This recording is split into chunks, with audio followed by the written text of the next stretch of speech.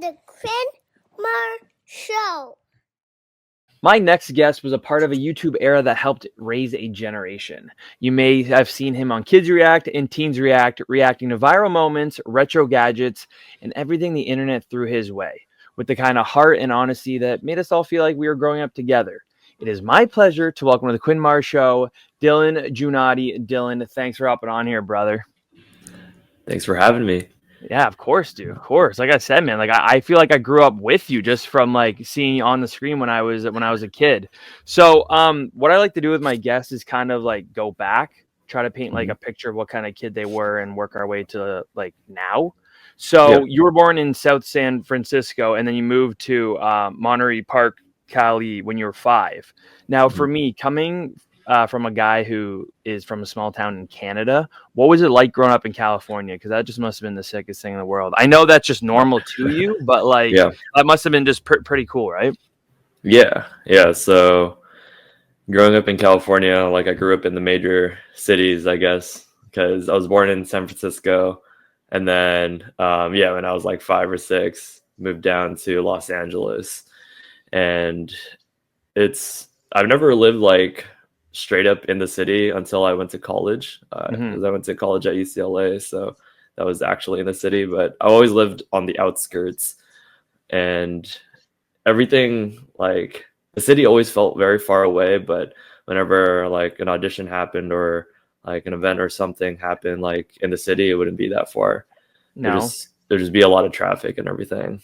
Did it feel like it was like a big deal to go to the city for you though, being on the outside?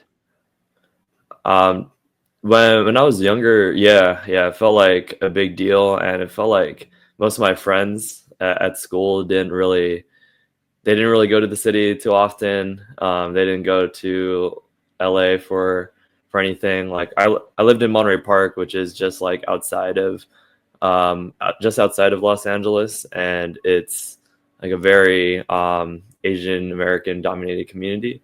It's like quite the enclave just outside of the city, so you don't really need to go in the city unless maybe you're working there or you have something going on there. So it became a big deal like when I got into high school and everything. Like people were like, oh yeah, let's take the bus, let's take the metro over to LA, like let's go to Little Tokyo, let's go to Chinatown. Like that's so sick, man. I read somewhere, so I know your mom, you were raised by a single mom. Did you have siblings? Or do you have siblings? No, I'm an only child. Oh wow, no way. So only child, eh? Yeah. So what kind of career did your mom have when you were a kid?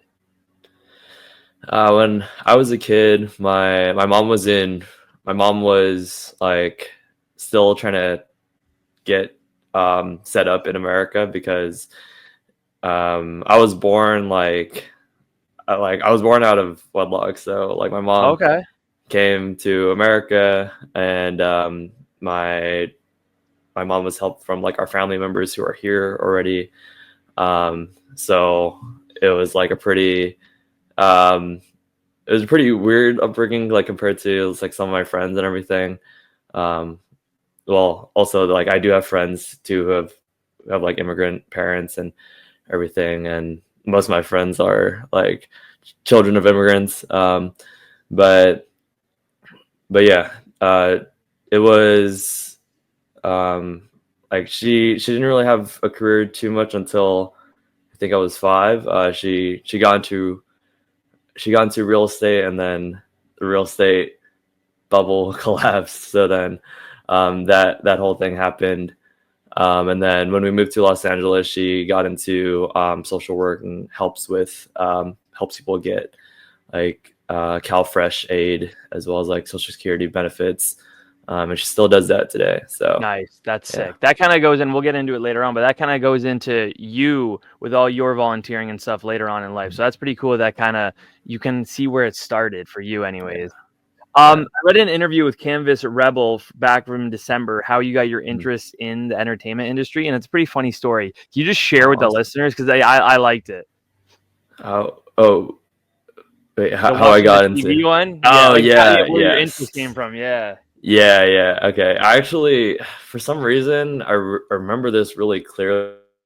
If it actually happened or if I just like keep telling myself this memory, but Yeah, I remember when I was like 4 or 5, I went I went downstairs into the living room, and I was just like I just like discovered Disney for the first time.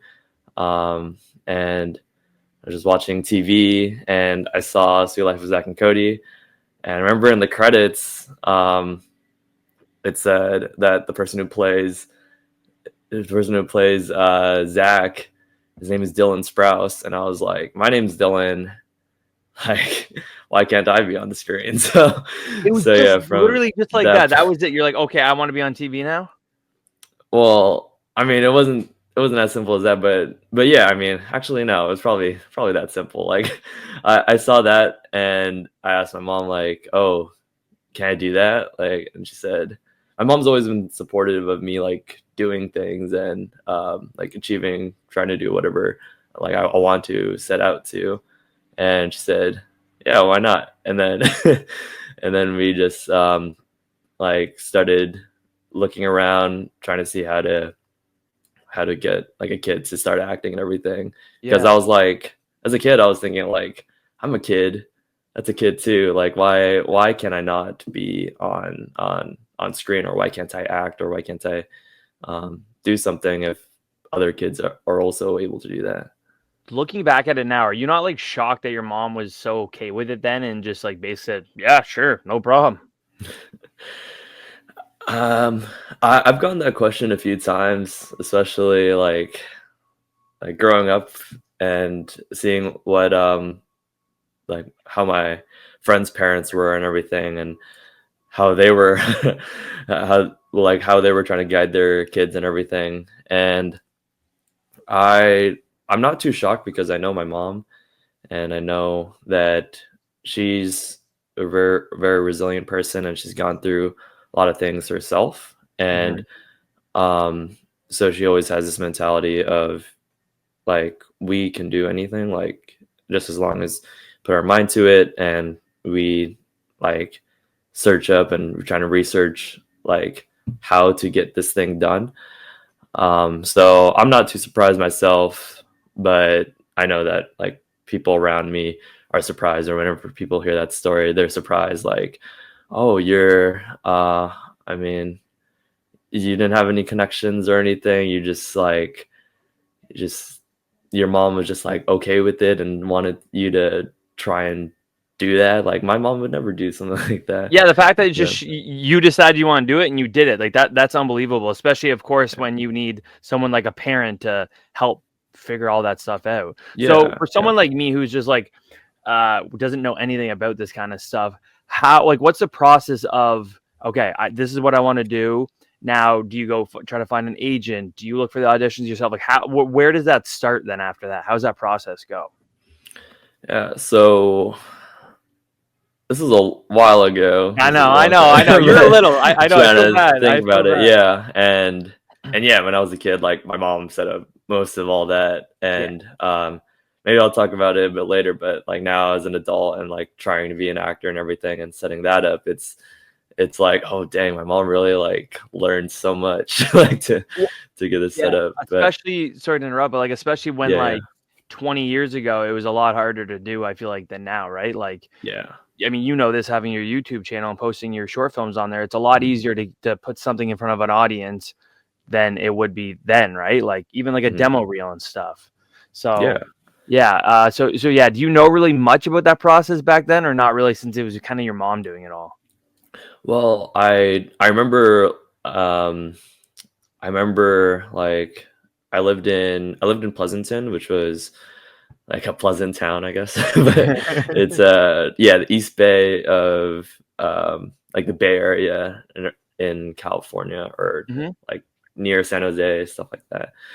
And I mean, there wasn't really like that infrastructure of, oh, this is where like people go here to learn to act and everything. But I remember that there was this one acting studio called John Robert Powers, and then that was the closest place to us.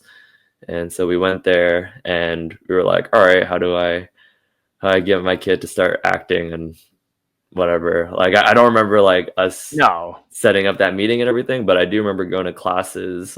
We went to class like every week, just like getting the basics of acting. And then also I just remember like being taught like these different etiquette things. Like it's like I was being taught how to be like a proper adult, like as a kid, Mhm. which is funny because I'm sure like some of your guests have talked about this too, but like as a kid, you're sort of taught to be professional and like taught to be an adult at a young age, and it's it's like it's I mean you don't have any other experiences to tell you how you are supposed to like act in front of other people, like um yeah. So I just remember a lot of classes, as well as like um meeting like other parents and everything, and trying to figure out how they're doing it.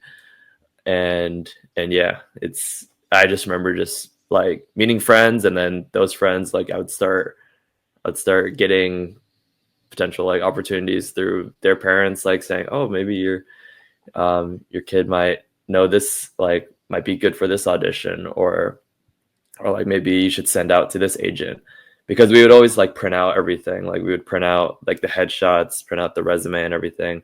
Like my headshot was like it had my resume on the back, so whenever I would go to an audition, I would come in and I'd just like hand my resume and my headshot on the back. And then yeah, my mom always told me to like make sure that I always bring a headshot. Like even if it says in the audition like don't bring a headshot, we already have a picture of you. Always bring a headshot. Ah, Yeah, interesting. For these yeah. auditions, did it feel daunting at all for you, or did you kind of just feel comfortable right when you started doing them?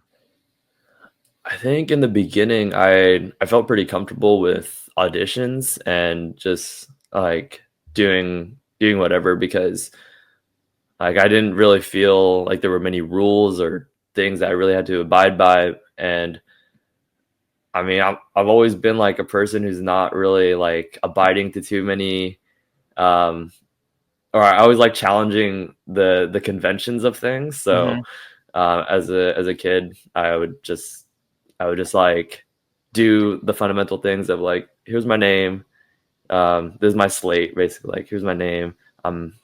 I am 6, and I'm auditioning for this part, and then I would like try and add something funny to it, or just say something to like kind of stand out a little bit. And yeah, no, just do my audition. And I would never really think much about my auditions. And um I didn't really like knowing about how, or like what it was for, or whatever, because I didn't want that pressure to like make me think, oh no, I like really gotta prepare for this, or I really gotta like, or I have to like not care about this one at all. So um so yeah, as a kid, it felt pretty simple, Right. basically. Yeah, Yeah. that's no, and that's cool too. Because while other kids were at soccer practice or a baseball tournament, you were you're acting, right? Is that kind of Mhm. what it felt like to you? Like this was your, I know you did it during school as well, but your after school program technically compared to everyone else, where they would go to soccer practice, they would go play a sport or whatever. Is that kind of what it felt like for you? Yeah, it felt like, I mean, yeah, like it wasn't after school. Like sometimes they would call me to come during school, but yeah, it felt like the thing that it felt like the hobby that I was doing as a kid. And but like as I got older, though, it started to change, where I was like, oh, um actually I want to try different things too. So Right. so yeah. And I know you mentioned that in that interview that I read with you too. So you're talking about being able to like skip school, either you leave early or come late or just not go at all to do either these auditions, commercial shows, whatever. Mhm. Now, I mean, I feel like it's every kid's dream to be able to leave school early. Yeah. Yeah. Especially when it's acting commercials and stuff. What did your friends think about this? Like, did they think it was like weird that you would leave, like, oh, sorry, I gotta go be in a TV show, do this? Like, did they think that was like a little odd at the time? Yeah, I think most of my friends were like, they didn't have any perception of this. So I actually did have like one or two friends who were actors, who were child actors as well. And I went to a public school, so I think it's more prevalent in like private schools or somewhere else where it's like, oh, you could, yeah, yeah. I don't think it's as prevalent in public schools just because of the nature of it. But I did have a few friends who were actually like going to auditions, and sometimes I'd seen them on auditions too, and I'd be like, oh, that makes sense because we're like the same type. So yeah, That's funny. but yeah, like for the most part, my friends who I just made from school and everything, they didn't really understand it, and I did feel this pressure of like, oh, it's a little weird that you're doing this, but um, but yeah, I think like I think that's just the nature of like who I was around and everything. So No, that's yeah. fair. You mentioned that your mom always told you to bring a headshot no matter what. Was your mom your manager or anything, or was she just there to support you?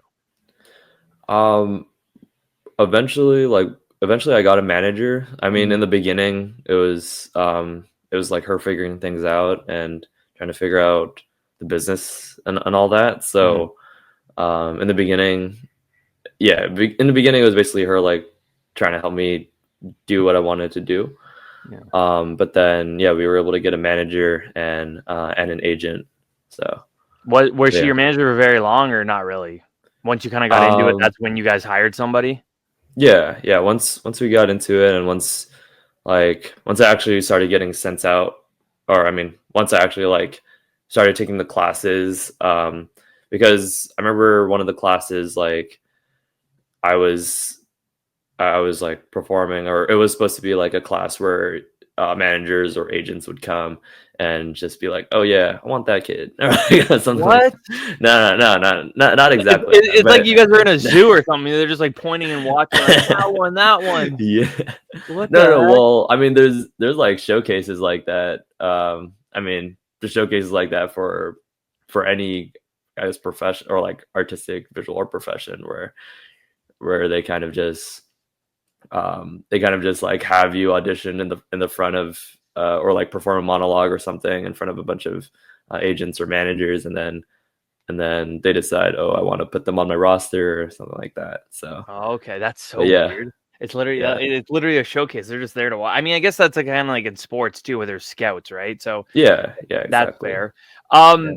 With doing research about like honestly anyone that I ever have on, it's sometimes difficult to find like the early work they did. And of course, I know with you and React, like that you were young, but before that, while you were still doing the acting, like what kind of projects were you in? Because when I'm telling you, I cannot find any info on them. I cannot. So yeah, like was it commercials right away? Was it just TV shows, short films? What was exactly going on once you were booking these jobs? Yeah, so I've also tried to find like my early work because it's weird because like I would go on IMDb. I remember when was really trying to start like getting back into acting and everything.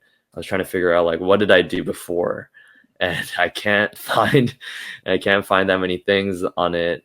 But I just remember when I was younger, I did modeling as well, like as a kid, and I did short films like for different like for different like colleges when I was a kid too, but I didn't really get too much into the industry until like I came to LA when I was when I was 6. So it's yeah, because in San Francisco we would actually like go from San Francisco to Los Angeles, which is like a 6-hour drive to do auditions and stuff like that. So Wow. That's how you know your yeah, mom was committed to you trying to fulfill your dream, and that's crazy. 6-hour drives.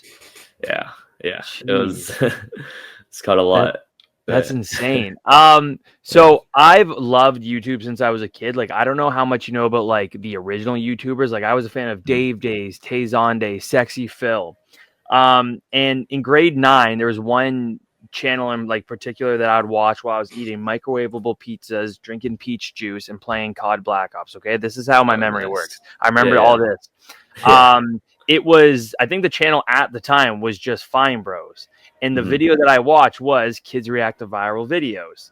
Now, I want to take a step back and I kind of want your synopsis of this. Who are the Fine Brothers and how did you get started with them?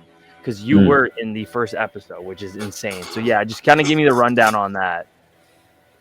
Yeah. So the Fine Bros are Rafi and Benny Fine, co-founders of Fine Brothers Entertainment, and I met them because when I was already in Monterey Park, I started going out for auditions in Los Angeles, and I remember they had a listing for On Actors Access, so they were trying to find like kids who were not too known, so like not like the child celebrities that you already see on like Disney or Nickelodeon or anything.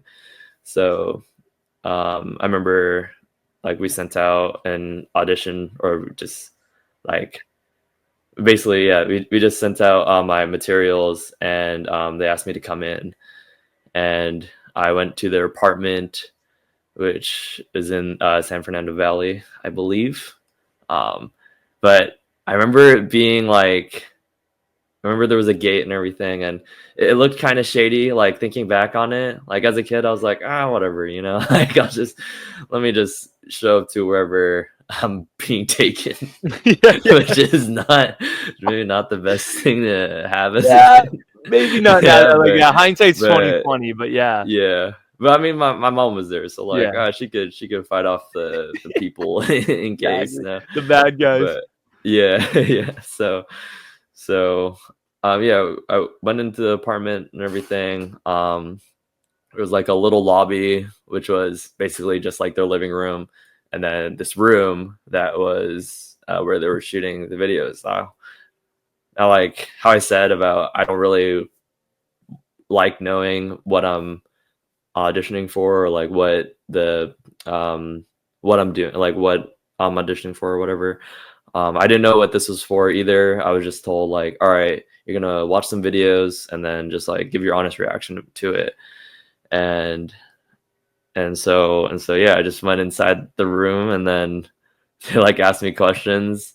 I was like, all right, cool. And then they showed me I think the double rainbow video, and then a few other videos, and yeah, and I just like responded to it and said whatever I did. Like, yeah.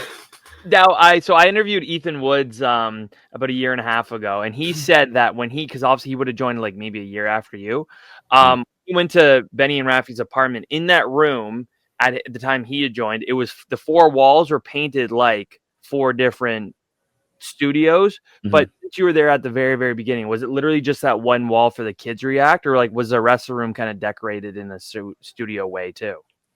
Yeah, so I know it's such a tough question, dude. I know Yeah, you're little. It's tough. But I do remember when they switched him, and they did have like four walls with different colors, because like one for the blue because of the boys, and then one for the pink because of the girls. I don't know. But yeah, I think it was just like one wall in the very beginning. It was just that basic, huh? Yeah, it was just that one wall, because they didn't know if they were gonna like actually do this thing or like make it a show or not, because it was the first time. I mean, I haven't really asked them like, oh, did they already plan for this to be like a whole web series, or did they just want to like put this one episode out and then see what would happen from there? So yeah, I mean, just having that, yeah, I just remember it being like being one wall. Yeah. Obviously it might be different for you because you can go back and watch these videos and stuff, but like, do you remember a lot of it on your own, like with your own memory, or is it kind of you'd have to see the video to remember a bunch of it? Like you just mentioned, you remember the video you watched, which was Double Rainbow. There was the Obama one, and then some rabbits sitting in cups.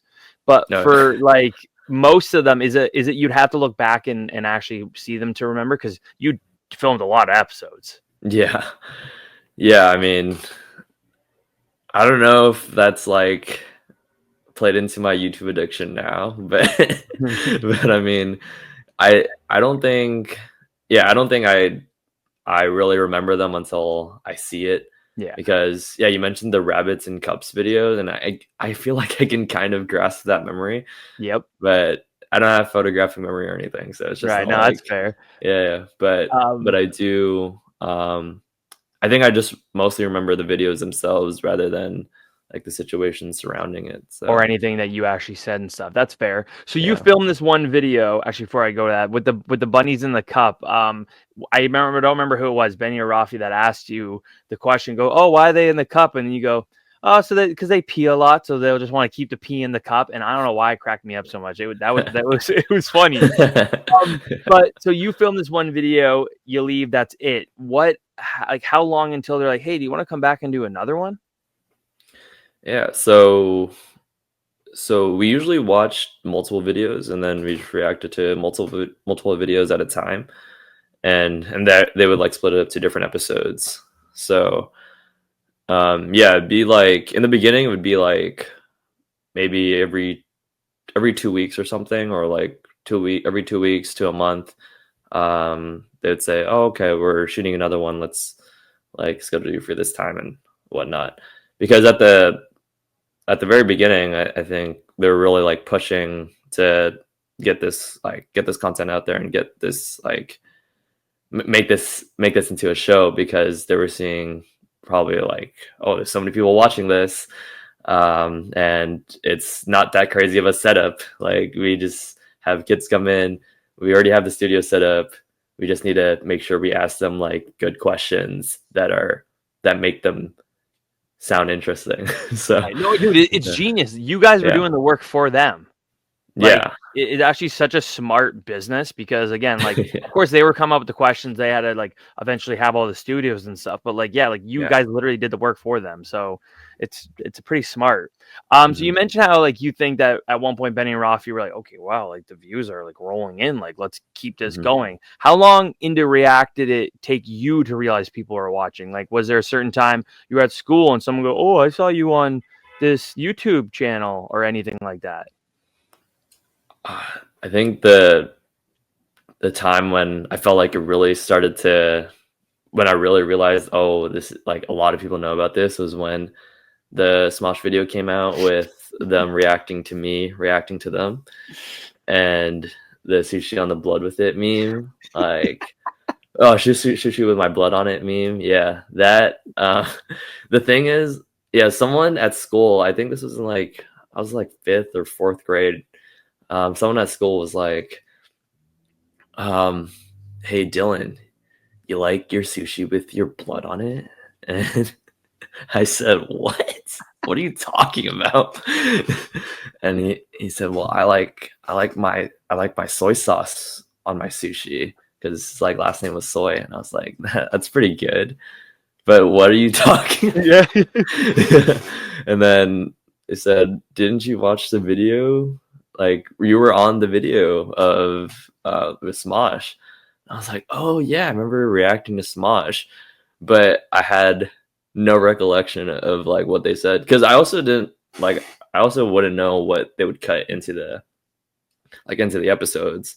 So like, I mean, I would try to, I'd be saying a lot of things during the videos, but then they'd probably cut down quite a bit, and I wouldn't know like what they would leave. So right, and I mean, and that's fair. Also, you were a kid, so like you could have been like any of you just like kind of spewing nonsense. So some of them were like, hey, like, we're not gonna have this in. And you also sounds like you weren't going home, and once the videos were uploaded, you weren't sitting there watching them either. It sounds like. No, I would like really try not to watch the videos. Really, I used to be very scared of watching myself perform, or like in any films, or like in a commercial or something like that. I was background on Hannah Montana one time. Like, it's a bit of a tangent, but I was background on Hannah Montana one time, and a lot of my friends saw that too. It was the Christmas special, I think, like in 2011. But is that the one when there's at the beginning of the episode, it's Miley and Sheryl Crow singing in, like, sitting in a sleigh on a set? and then they're like, it was a Christmas themed, like they were doing Christmas, right? It wasn't actually a Christmas episode. You know what I mean? Like her and Sheryl Crow were filming a Christmas thing, but the episode wasn't actually Christmas. Maybe I just remember. Well, yeah, I just remember like my 2 seconds of fame on that was just me reacting to like what was going. But I mean, not actually.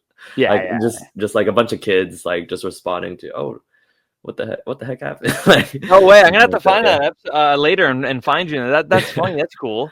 Yeah, but yeah, I feel like there were instances like that happened at school when people would just like see that and be like, oh my gosh, Dylan, like you were on that, or like, oh, you reacted this way in this video.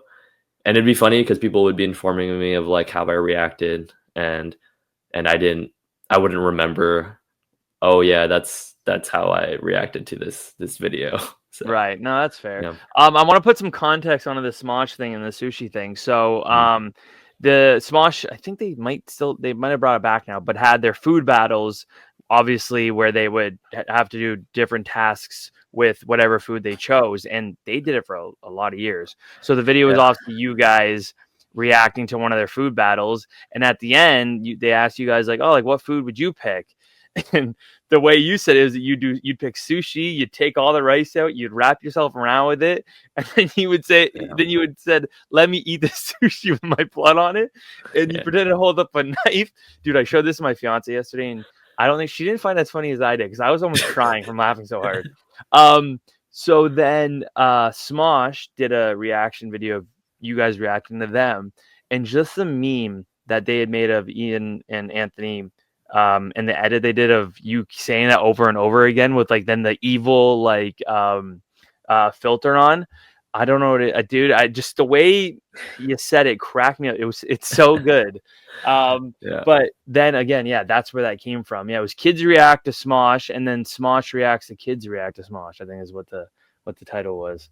I'll put it in the description of this video of the let me eat the sushi with my blood on it. That gets me every time, man. So you mentioned actually about you being in Hannah, Montana, which I didn't know, but I know that at one point you quit acting, and you hated feeling isolated at school since you weren't always there, like of course every day, all day with all the other kids. And you said that you felt like Miley Cyrus in Hannah, Montana. That it resonated. No, dude, that's actually good. Don't lie. It was a quote.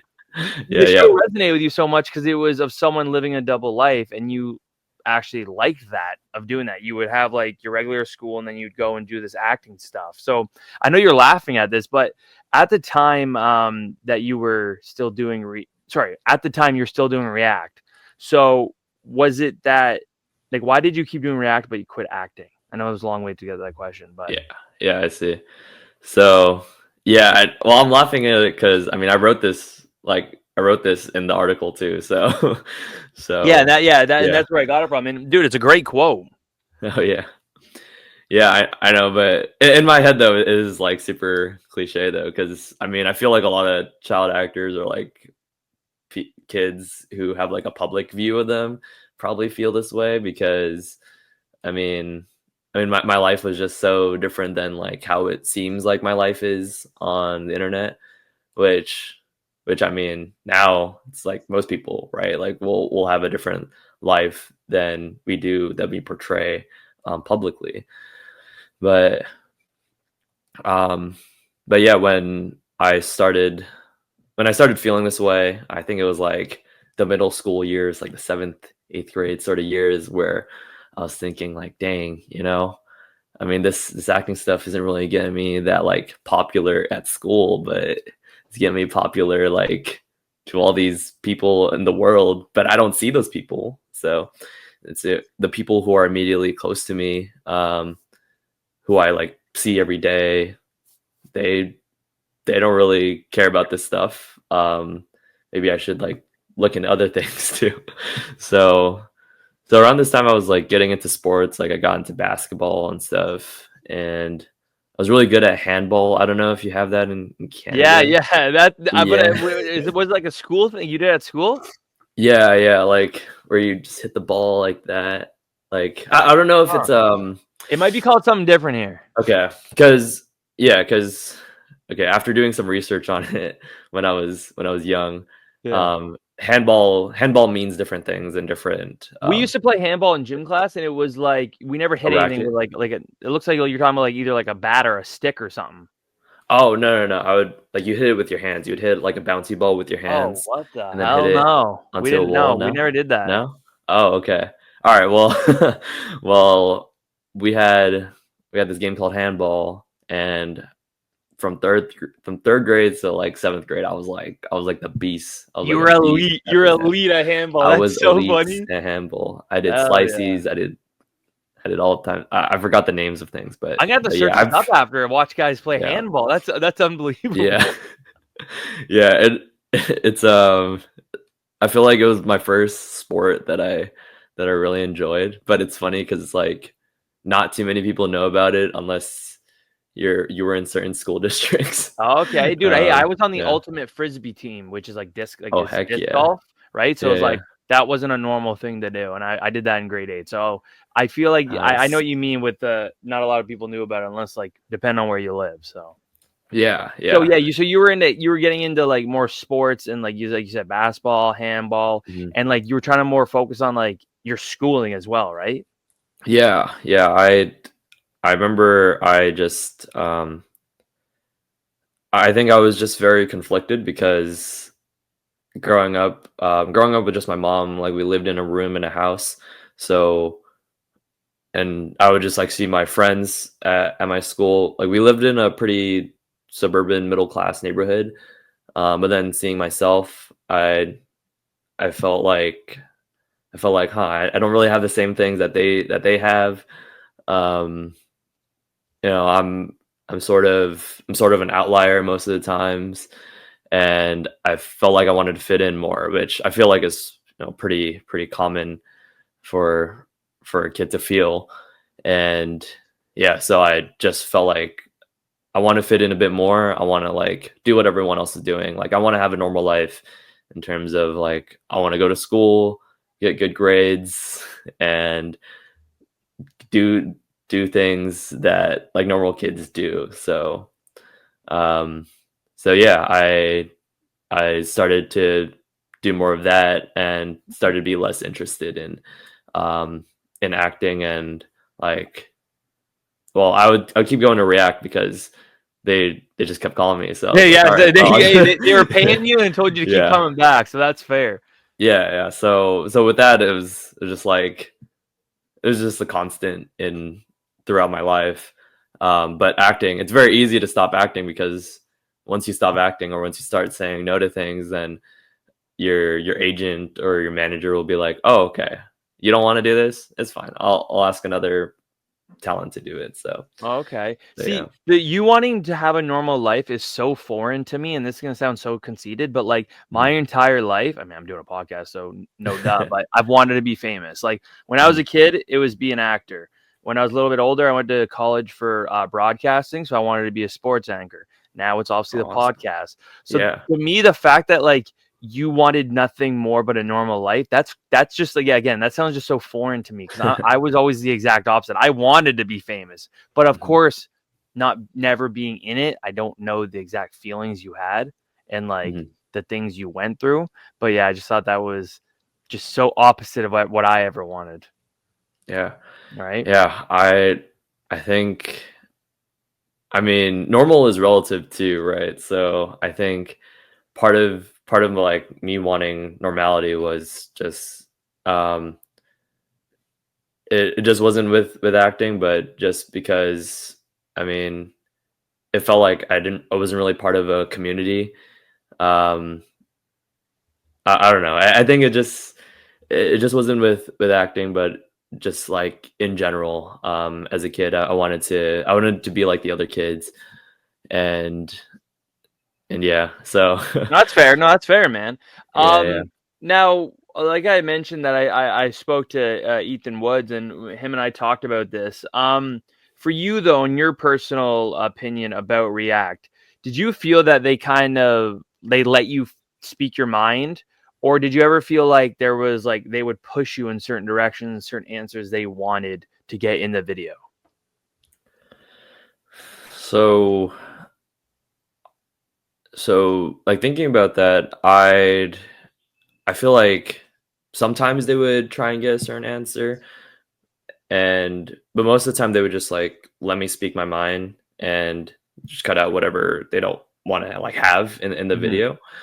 But I think over time they started to want like a certain reaction to things, and I think this was like um after it wasn't like Rafi and Benny asking the questions, it was their producers asking the questions or someone else like asking the questions.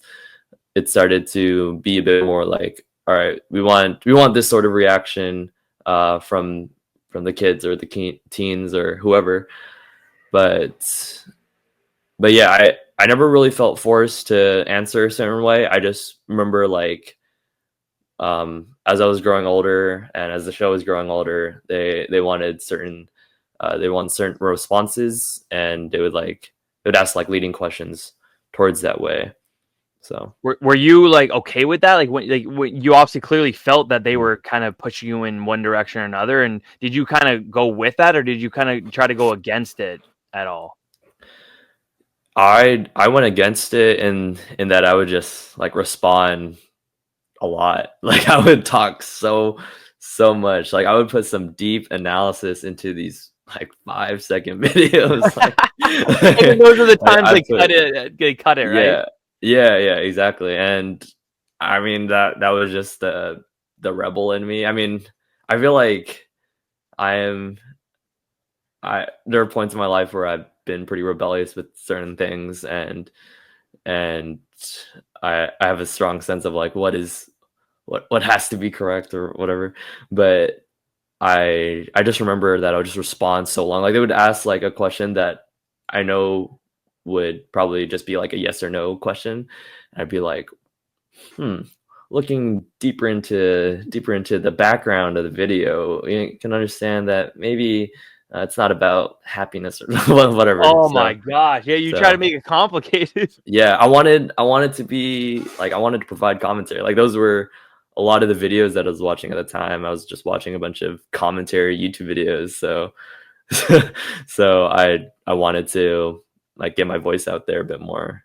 And that's interesting. So you would kind of go, so as you got older, you went into it more thinking about how, even though you didn't know what you were going to be watching, but you went into it thinking more about how you were going to react, when before you would just go in and just like didn't really care. You would react once you watch the video. But as you got older, you try to change that a little bit and like prepare yourself, I guess, in a lack of a better word. I'd prepare myself on the spot, which would look kind of, it would just be super verbose, and I would be just talking a bunch. So yeah, I would just prepare like on the spot. I mean, I would never prepare for like a video and just watch it beforehand and think about what to say. But I would watch the video, and then in my head I'd be thinking, all right, how can I make myself sound like I really understand this video? Meanwhile, like 6 years before that, you were just yelling random stuff and going off tangents of like things that made no sense. That's crazy what a few years can do, huh? Oh yeah, I mean, I was going through puberty. It was going from like a 9-year-old to a 15-year-old. So that is so crazy, man. Because like so many people, of course, like growing up will have videos like on Facebook that you and your friends added when you were little and stuff, and like, but not everyone has to see it. For you, everyone has access to these videos of you 24/7. Did you ever just think about that ever when you're laying in bed and go, oh yeah, Jim from Nebraska is probably watching a video of me right now talking about Obama? I mean, I don't really think too much about the people who are watching it outside of like my immediate vicinity. I think about it more with people who are like in my life and everything, like of them watching the videos, of my coworkers watching those videos. It's funny because I was working night shift for a year and a half, and no one on my shift like knew about those videos, and then towards the end of that year and a half, like a bunch of them just started figuring it out because my co-manager, he found the videos and was like I told him in the beginning, like, don't tell anyone about these, that I'm like, I was a child celebrity. Don't tell anyone about that. And people just found out on their own. So I I feel that it affects me more when I actually see these people, like see people every day who know about me as a kid, than it does like people anywhere else. Right. Yeah. When after they figured out and like knew like found the videos and stuff, would they like quote anything that you had said or like said like, "Oh, I saw you watch this video of One Direction." Like, would they ever like talk about it with you? Yeah, yeah. People would talk about it with me. I mean, they like always talk to me about the "Sushi with My Blood on It" video, and then move on to something like controversial. And yeah, I mean, they they would quote the quotable things, like, Right. um, yeah, and they would like maybe show me the video, and then say, "Look, this is you." I'm like, "Yeah, I know." Yeah, Yeah, I know. I was there. Um, yeah. Now I know for like you guys going into like filming either when it was at the guy's apartment, when it was at the studio, and then when they moved again, you just kind of go in there in the waiting room. I know other kids would be there. You kind of mingle, go on, do your thing, and leave. Did you end up Mhm. like having any friendships with any of the other reactors then? I Like remember to the point on, where you guys would like yeah. actually like hang out outside of filming. Yeah, yeah, I was friends with a few of them, but then again, I also felt like I wasn't really a part of, like, they had their own groups too, and I felt like Oh, I wasn't a part of that. And I don't know, it's just like a thread through my life, like, oh dang, I'm not really a part of this thing. Maybe I should like do something else to be a part of something. oh I my don't God, know. that sounds so sad. Yeah, no, but no, I mean, my life right now, like I have groups and all that, Yeah, there we go. but Was it I like think school basically where there's like cliques with the uh, reactors? it felt like that, but I think it's just because, I mean, the lives that everyone else had felt like super different from mine. So there was just no way we could really connect. Um, but I did make friends with few of the reactors, like William Sherman and Jaka.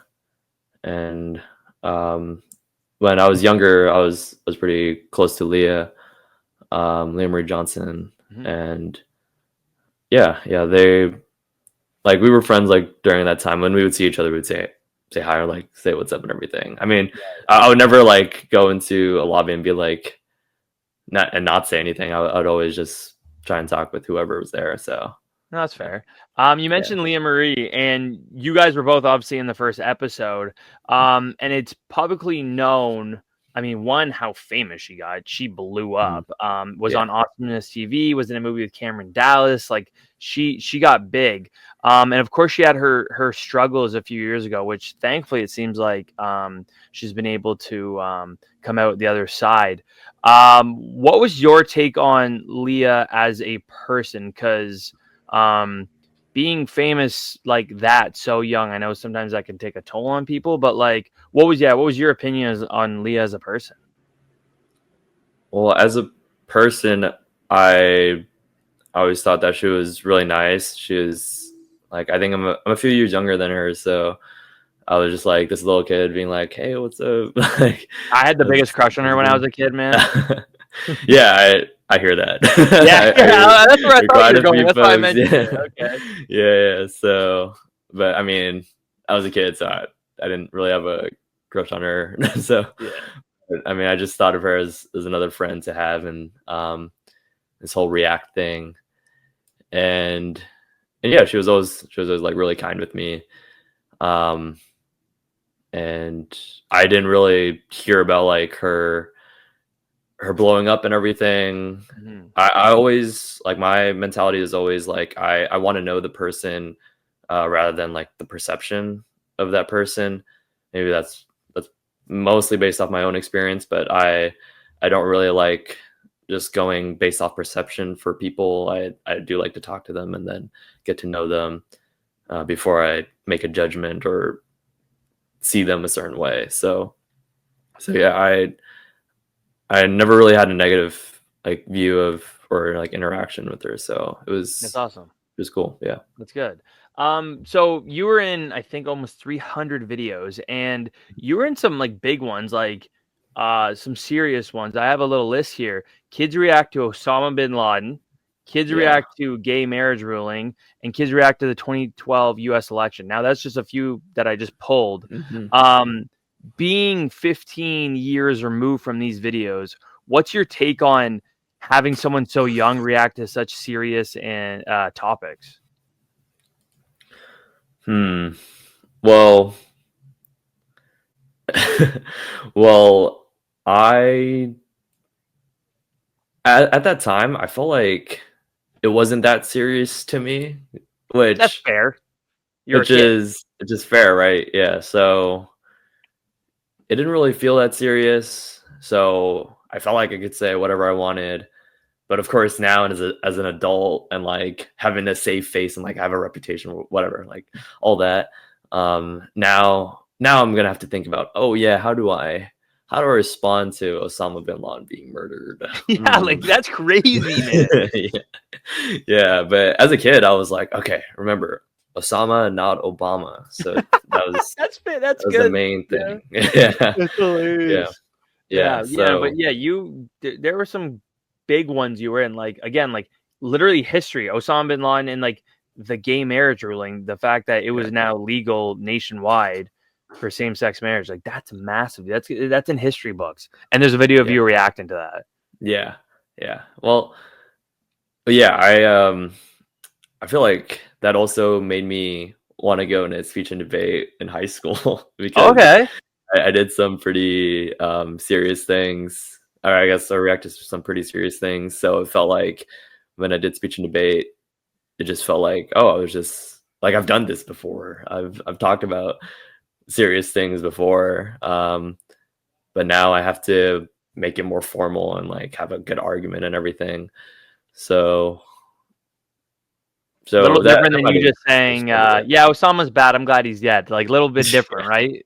Yeah, yeah, exactly. Just like adding a few more words, Yeah, etc. Yeah, exactly. yeah, So during your tenure of being on React, there were some big controversies that came out with the Fine Bros, Benny and Rafi specific. So the first one was trying to trademark the word React.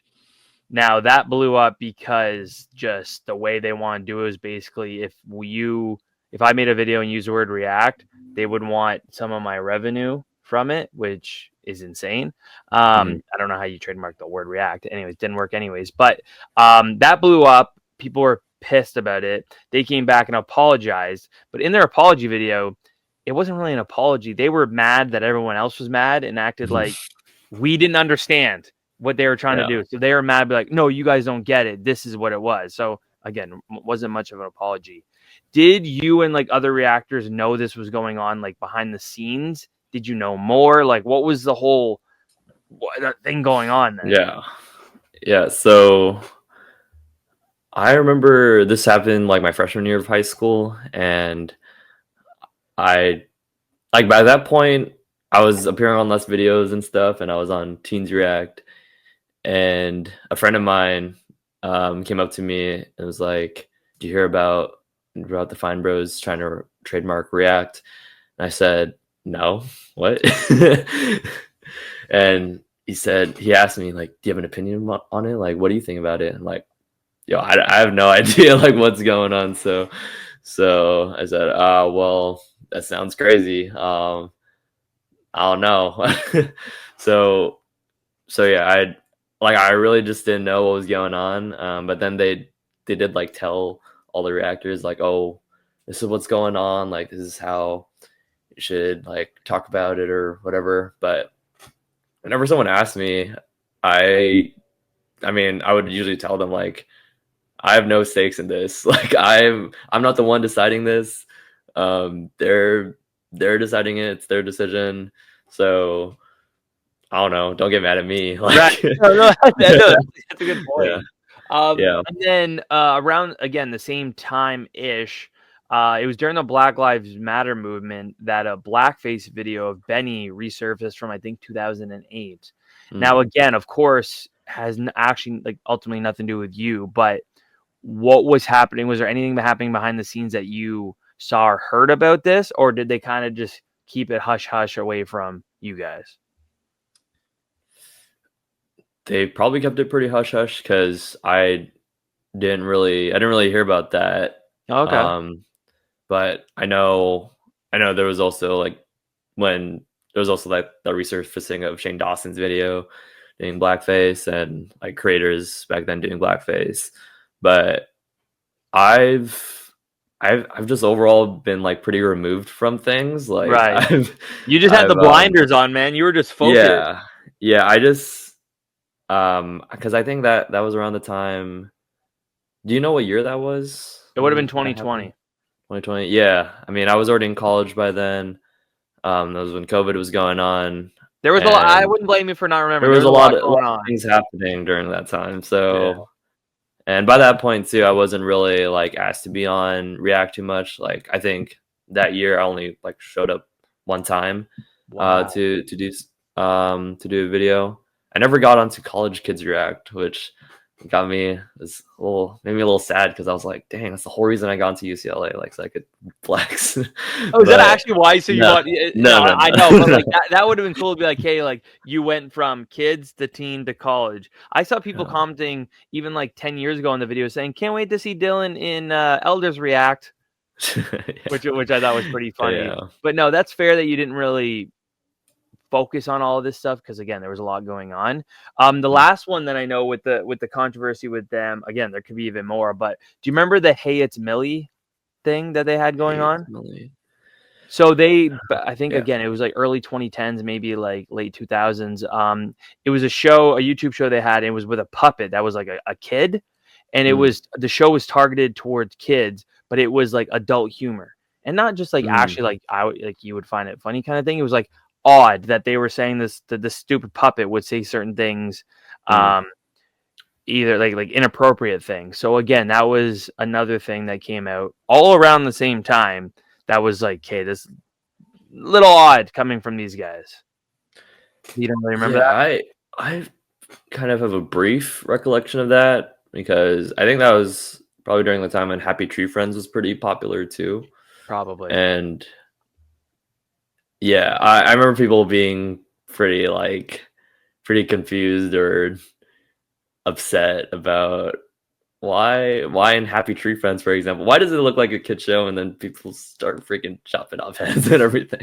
But see, for me, Happy for that show, it made more sense that it was targeted toward adults, except it was like cartoonish and stuff. For me, the Hey It's Millie, I felt like it was targeted. They try to target towards kids, but it was adult humor. Yeah, it was odd. Like, man, you should watch it. You could still watch them on YouTube. People had re-uploaded them after they're deleted. And you kind of see like what I mean. Again, the internet's forever, man. You'll never love it, right? I've heard. You know that almost 300 videos of you. So you mentioned at this time it was 2020, 2021, and I think into 22. Really were like the last little bit you were on. What was your ultimate decision to leave React? Was it your decision, or did they just kind of stop calling? They just kind of stopped calling. So that's insane, dude. You were literally at OG, and they just one day that you just never got another call, huh? Yeah, I think they went through different iterations, like different people owning them. So yeah, I don't know. I don't know if maybe the emails are in like the spam folder or anything, but what they would do is every like 2 weeks they would send like a poll of to the reactors about like, oh, are you interested in this stuff? Like what are your thoughts on this? And I would answer these surveys. Like I would answer these surveys every 2 weeks, and and they would decide whether or not to put me on like the next episode or whatnot, right? But yeah, I would start to like answer them in a way to like try to get on the show, but I was trying to figure out what do they want me to say, you know? but yeah, because I think by the time I was like in high school and like in college and everything, I already figured out, oh yeah, it is kind of cool to be on React. Like I want to do this. So, but it's funny, once I started to decide, oh, I do actually want to like be out there, like be on the show, and then like start acting again and everything, is when I stopped getting called up for it. Um, but yeah, I mean, they just stopped like sending me those polls, and I remember they sent me something about like Indonesian food, and I try to, and I'm Indonesian, and I was like, oh yes, this is a perfect thing to react to. And then I didn't get a message about it, so I was like, oh man, that that sucks. So that's why I've been trying to start making my own things, and like trying to generate more ideas myself. But ever since I was a kid, though, actually, like I wanted to have my own YouTube show and just like post a bunch on YouTube, and also have my own like YouTube channel and everything. And that's why my YouTube channel was started in like 2010. But I barely posted because we had a thing where we couldn't post. Like the kids wouldn't be able to post like certain things on YouTube for React, or because if you're on React, you wouldn't be able to post. And that kind of made me like, oh man, I can't really put my own things out there. But they changed that. They changed that like a year, or maybe like no, maybe like 3 years after they started that. But it makes sense from like a business perspective of, oh, we don't want kids who are on our show posting things that we didn't like, we didn't approve of or something. Because I was on other YouTubers' videos and stuff, and that was fine. But like making my own things as a kid, you know, I wasn't really able to post too much. That's so crazy. What yeah. What is your honest opinion of Benny and Rafi as people? Have you like, you knew them from the beginning of this to basically when you were done? I know you said they weren't really around as much anymore. It was more the producers and stuff, but like, yeah, just just as people. Yeah. Well, I mean, I like them. That's like my first simple answer. They gave me a platform. They gave me all these like opportunities, and they were there for me for certain like instances. Like there was this one time when I was playing this horror game, and this reaction never got released because of what happened. But I was playing this horror game, and I was like acting all tough because I think I was 13, or I was in my teens, and I was playing this game, and I was like, I gotta show people like I'm tough. I could play horror games and whatever. And then as I started playing, like it was just so much. It was so overwhelming, and I started crying.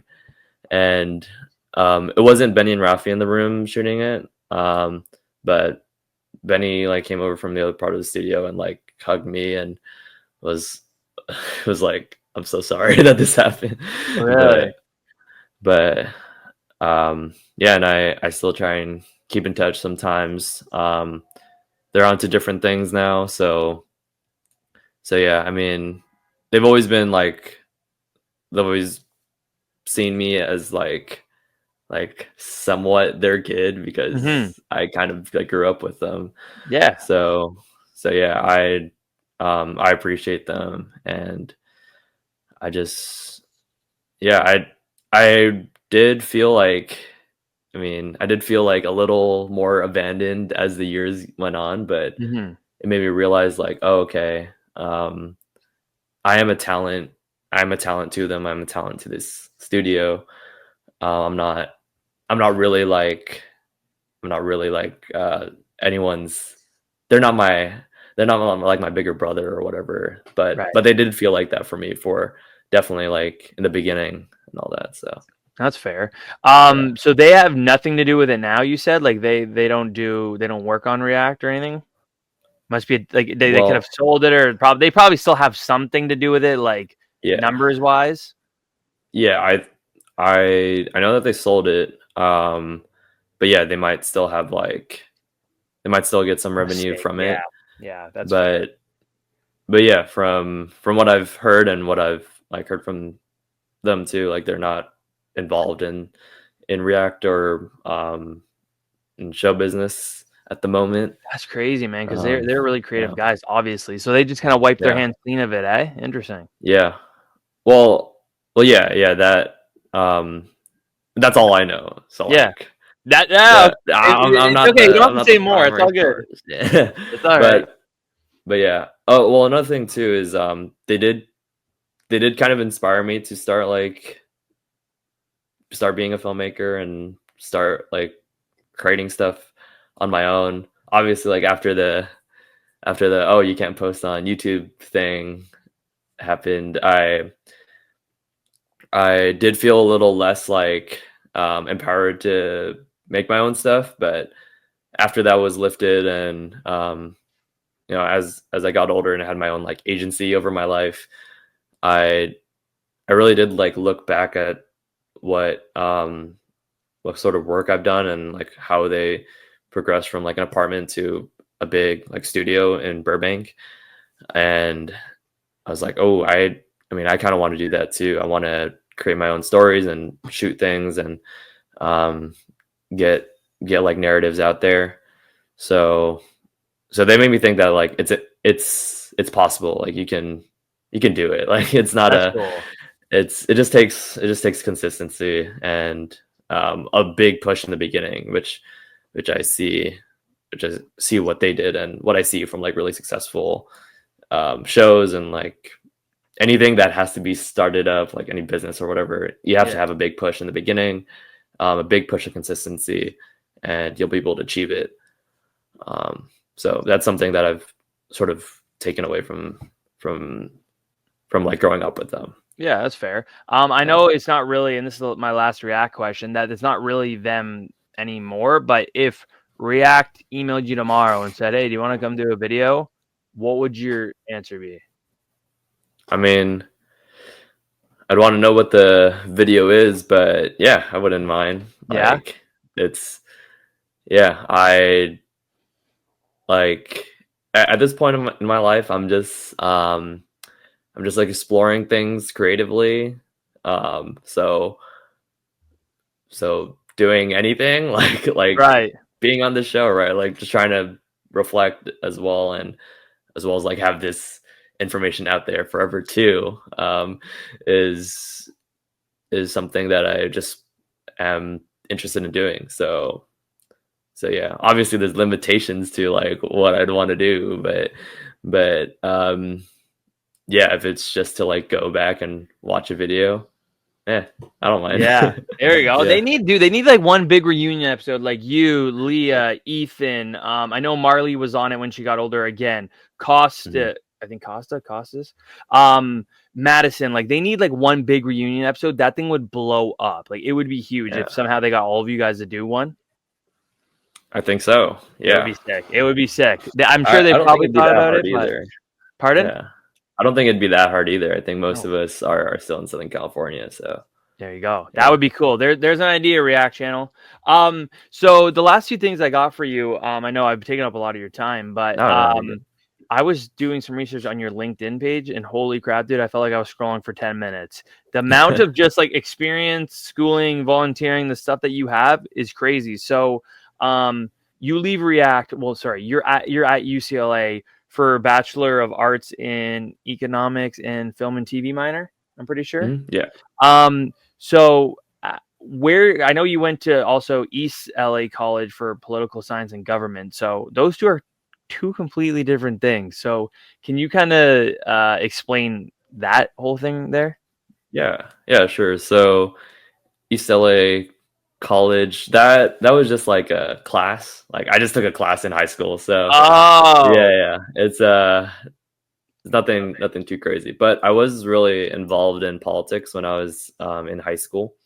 And I was really involved in local politics, and I was just involved in like a lot of things in high school, and in college I was involved in a lot of things too, but I started to do less things. Um and I think that's just part of like how I grew up and like how my brain sort of works. I just want to do too many things, but I know now I want to focus on a few things so I can actually get things done. Um, but yeah, when I was in high school, I was a part of this campaign to get the voting age for school district members to 16. And along with that, I created a 5K run at my high school to like raise money for our like school clubs and activities. Um, and I was doing a lot of things to like also try and get me into college as well. But of course, there were a few things that I just really felt passionate about, which was drama. I was in the drama program at my high school, and at the same time, I was also on track. So I felt like, Jeez, man. I felt like Troy Bolton. I'm using a lot of Yeah, Disney there you go. I like that. but I felt like Troy Bolton before track because I remember one day I had track practice, and then so I had to run. I was on the distance team, so I had to run like 4 miles. I don't know how many meters that is. That's 8 kilometers, I think. Yeah. Oh So my god. so yeah, 8 kilometers. Well, that was just like a normal day of practice. But then I'd I had to die. go. Nah. I would die, Nah. dude. No, I would. Nah, I do not do a run. light No jog. chance. Nah. No, but yeah. After that, I would have to go to rehearsal, and then I would do that for like a couple weeks, and then we'd do the show. But yeah, I was doing like a lot of things. But once I was like a senior in high school, I was pretty politically involved. Like I met all the Congress members in my local area. I interned for an assembly member. So yeah, I did that, and then yeah, and then went to school. I was originally going to do political science and Asian American studies, but my experience like seeing businesses develop, and also like seeing how I was able to create a 5K and like bring businesses together and everything. I wanted to major in economics and then like still be like politically involved outside of my major. So Nice. yeah. That's awesome, dude. And obviously, like right now, you're still creating. You got your short films on your YouTube. You're directing. You're acting. But you're also still living a double life, is what you had said. So, Yeah. you were working, like you mentioned, night job as an operation manager at Amazon while still pursuing the career in acting and directing. Do you still work at Amazon now, just day shift? Yeah. I still work at Amazon now as a day shift manager. Yeah. So how hard is that to juggle all that? I mean, clearly you're good. You must be good at it because you've juggled a million things at once a bunch of times. But like, Yeah. do you find it? Were you doing the nights because then you would do the creating during the day and it'd be easier doing that stuff during the day? Like, why were you doing nights, or do you just had to? Oh, I just had to because they put the new managers on night shift. So Okay. so they did that, but I mean I made the most of it. I always think in like how can I see the good, or like what can I how can I get out of this like seemingly crappy situation. and and yeah, I mean being on night shift helped me in that I was able to pursue things like during the day. Like I shot this short film that I have on my YouTube channel called Price of Betrayal, and I shot that after getting 4 hours of sleep, waking up, and then doing the film on the side of a road from like 12 to 4 p.m. And then I went to work at 5:30 p.m. Jeez. So God. so that was basically, was that like yeah. a day in your life at the time of doing nights? Is that you would try to throughout the day create something and then get only a couple hours sleep and then go to work and then do it over again the next day?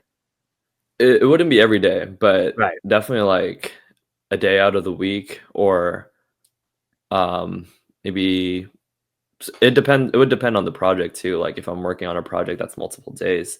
There was this one project where I was a first assistant director. It's called what is it? No. Oh yeah. Puberty for Humans. It's uh yeah, this short film that they were shooting at my old high school, which was really cool. But my old high school is like 60 miles from where I lived. So I went to work, got off of work, I drove in the rain, and I saw like 3 car crashes on the way there. Oh my I god. drove in the rain, got there, took a Celsius. I drank a Celsius. I don't know. It sounded like I took Adderall, but no, I drank a Celsius, and then I just got to it. And if you don't know what a first AD does, they basically like help the director with all the logistics stuff. So Wow. I basically like I was wired like the whole day because I was working as an operations manager, making sure like that the operations run smoothly. And then I go on a film set and I basically do the same thing. That's So insane. So so what's your yeah. day to day like now that like you're back on day shift, but of course you're still trying to create? Like what are Mhm. at least like right now, what's going on with you? Well, it's a lot healthier. I mean, Yeah. I'm not like trying to manipulate my sleep schedule. And I mean, night shift taught me like if you just see the sunlight, you could stay awake. Oh yeah. You know, and your body will feel really weird. Like some days my body would just feel like super numb. It's not healthy. What I was doing was not healthy. Um, and it was pretty stupid. But being on day shift, I just spend like my time on my off days. I have 3 days. I have 3 days off, so I just like spend that time trying to work on something if there's a project going on, or just like spend it with like my girlfriend or my family. And it's definitely a lot better on my mental health. Of course. And also, I'm able to catch more shows. Like as a creator, I've been wanting to watch like more films and more things to like be inspired by. So I'm just able to watch more shows because all the shows happen at night. Because most Yeah, people get off work and then they do their thing. So true. yeah. Is there anything you're working on right now that you can talk about, or is that all secret right now? Well, one thing I'm working on right now is I want to direct this short film in Indonesia about meeting my dad for the first time when I was 12. Um, it's I it's like a memory that I felt like has been is like just been implanted there for a long time. Because I met my dad for the first time when I was 12 years old, and we visited Jakarta, Indonesia for the first time, and it was kind of it was kind of unexpected because I didn't know if we'd be able to contact him or anything, but we ended up like my mom was able to like find his son on Facebook, and then message his son, and then I like try to reach out. And well, no, I didn't reach out at all because I didn't want the son to know that he had a brother with Right. with like someone else. Yeah. so so um I yeah, so like that whole experience that happened because my grandfather passed away and we went to go see his funeral. But unexpectedly we were able to also see my father.